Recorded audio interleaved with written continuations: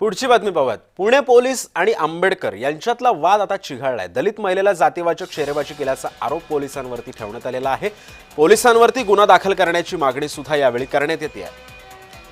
दलित महिलेला जातीवाचक शेरेबाजी केल्याचा आरोप जो आहे तो पोलिसांवरती ठेवण्यात आलेला होता आणि पुणे पोलिसांच्या या पोलीस चौकीमध्ये जाऊन सुजात आंबेडकरांनी सुद्धा राडा घातलेला होता। पोलिसांना जाब विचारण्याचा यावेळी त्यांनी प्रयत्न केला आणि या सगळ्या पार्श्वभूमीवरती आता पोलीस कशा पद्धतीची ऍक्शन घेतात, पोलीस काय निर्णय घेतात, कशा पद्धतीने तपास करतात हे सुद्धा पाहणं आता महत्त्वाचं असणार आहे।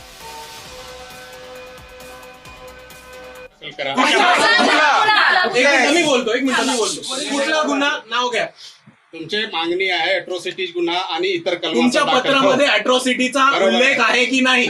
आमच्या पत्रामध्ये आम्हाला जे लीगल कन्सल्टन्सी झाले त्याप्रमाणे आम्ही आपल्याला दिलेले आहे। ऐका ना साहेब, मी जर उद्या चोरीची कंप्लेंट केली तर तुम्ही मर्डरचा गुन्हा तर दाखल नाही करणारच ना?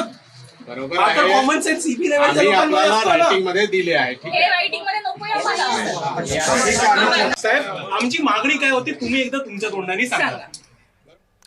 दरम्यान याच मुद्द्यावर काल रात्री उशिरापर्यंत पोलीस आयुक्तालयामध्ये याच विषयावरून वाद सुरू होता। तिथे नेमकं काय घडलं पाहूया।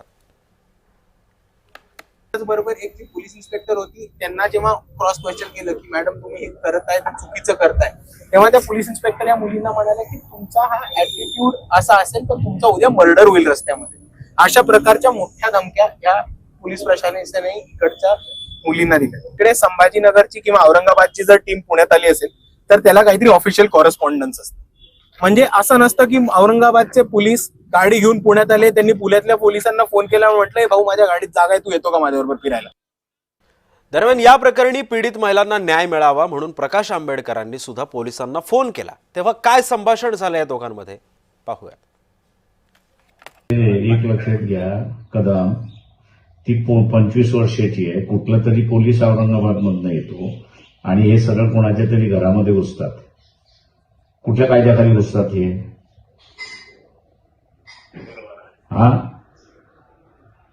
पोलिसाला लायसन्स तर दिलेलं नाही ना, त्याच्यामुळे FIR नोंदून घ्या ना, चौकशी होत राहील त्याच्यामध्ये।